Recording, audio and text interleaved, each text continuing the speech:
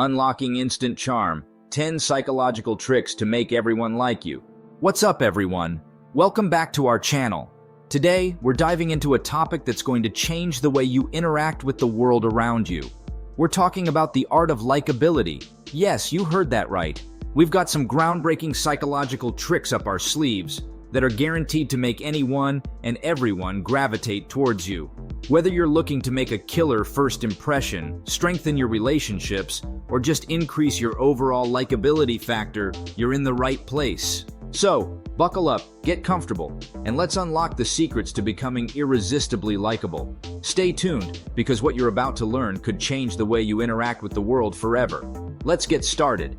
Number 1, the art of mirroring. Have you ever noticed that when you're really vibing with someone, your movements and gestures start to sync up? Well, this isn't just a coincidence. It's a psychological strategy called mirroring. Mirroring is all about subtly copying the person you're interacting with, their body language, their gestures, even their facial expressions. Back in 1999, some clever researchers at New York University stumbled upon what they called the chameleon effect. Through a series of experiments involving 72 men and women, they found that when someone mimics our behavior, we tend to like them more. Why? Because mimicry signals empathy and bonding. So next time you're chatting with someone, try mirroring them a bit. Just remember, subtlety is key. You don't want to look like you're playing a game of Simon Says. Number 2, the magic of being around. Simply spend more time around the people you want to befriend. This might sound a bit too easy, right?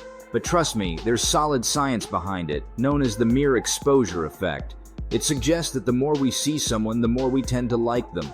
There's this fascinating study from the University of Pittsburgh where psychologists had 4 women attend a psychology class a different number of times. Later, when male students were shown pictures of these women, they showed a preference for the faces they'd seen more often. They didn't even need to interact with the women, just seeing them around was enough. So if you're looking to make new friends, showing up is half the battle. Be present, be seen, and let familiarity work its magic. Number 3, the power of compliments. Our next tip revolves around the power of giving compliments. But there's a twist. When you compliment someone else, not only does it make them feel good, but it also boosts how people perceive you. This phenomenon, known as spontaneous trait transference, means that the qualities you admire in others start to become associated with you as well. Research published in the Journal of Personality and Social Psychology showed that people often transfer the adjectives you use to describe someone else onto you. So if you talk about how kind and genuine your friend is, others will start to see you as kind and genuine too. The flip side, negative talk can backfire in the same way.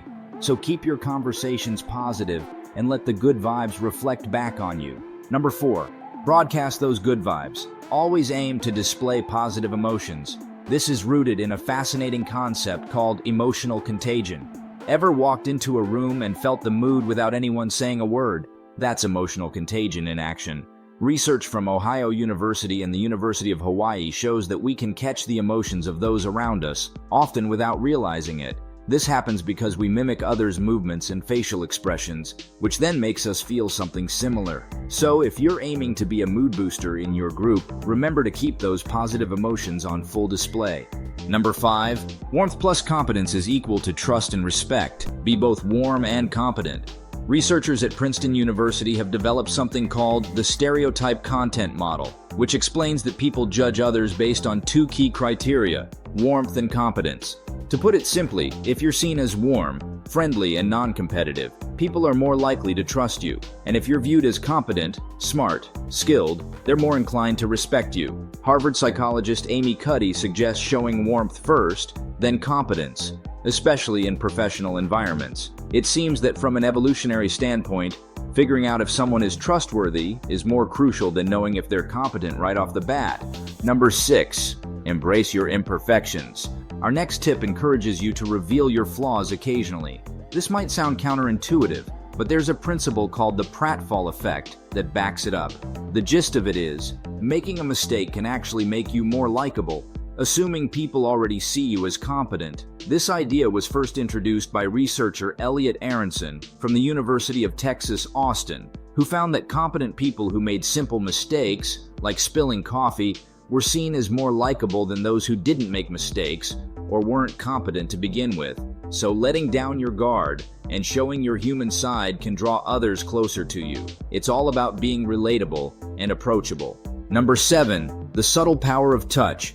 Let's talk about the magic of casual touch, also known as subliminal touching. This involves touching someone so subtly that they barely notice, like a light tap on the back or a gentle touch on the arm. This can significantly warm people up to you. For example, a French study showed that young men had double the success rate in striking up a conversation with women on the street when they lightly touched the woman's arm. Similarly, a study involving waitresses found that those who briefly touch customers on the hand or shoulder earned significantly larger tips than those who didn't. So, a little touch can go a long way in making someone feel more connected to you.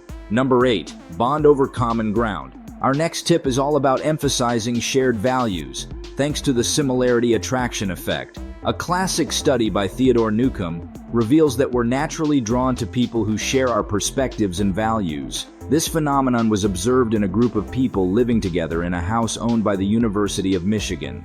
Over time, the housemates grew fonder of those among them who held similar views on controversial topics. What's even more intriguing is a study from researchers at the University of Virginia and Washington University in St. Louis, which found that Air Force recruits liked each other more when they shared similar negative traits rather than positive ones. It seems that finding common ground, even in our flaws, can forge stronger connections.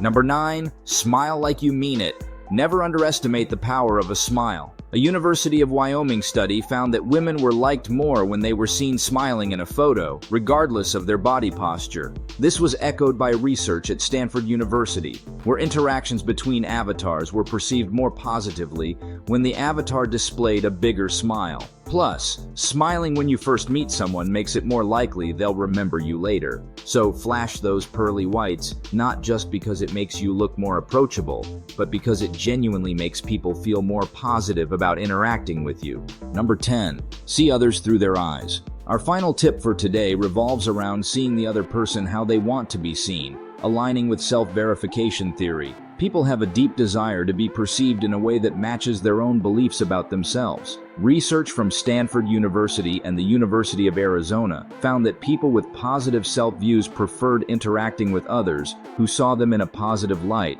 and vice versa for those with negative self-views. When someone's perception of us aligns with our own, it smooths out the relationship and fosters intimacy because we feel understood. So, in your interactions, strive to understand and reflect back the identity that someone believes about themselves. It's a profound way to connect and be remembered. And there you have it, folks, the end of our exciting journey into the depths of human psychology and social interaction. If you found any of these psychological tricks useful, or if you got stories of how they've worked, or maybe even backfired in your own life, we'd love to hear about it in the comments below. Your insights not only enrich our community, but also help us all grow together. Don't forget to like this video if you enjoyed it. It really helps us out and tells us what kind of content you enjoy seeing. And hey, if you haven't already, hit that subscribe button and ring the bell to join our amazing community. Until next time, keep exploring, keep learning, and keep growing.